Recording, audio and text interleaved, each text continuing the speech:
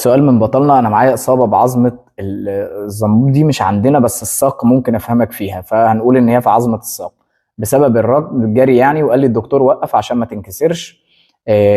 وعندي بطوله بقدر ابدل بالسباحه. قبل ما اقول لك رايي في الموضوع ده هقول لك راي الدكتور هو المهم في ناحيه الاصابات والحاجات اللي فيها تدخل طبي، يبقى راي الدكتور هو رقم واحد.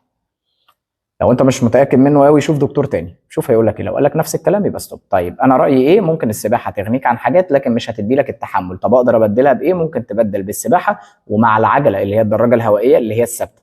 دول يقدروا ان هم يدوا لك شويه تحمل وشويه محافظه على كفاءه العضله. مش هيدوها زي الجري لانه بيعمل تحمل اكبر، ولكن هيقرب لك المسافات شويه.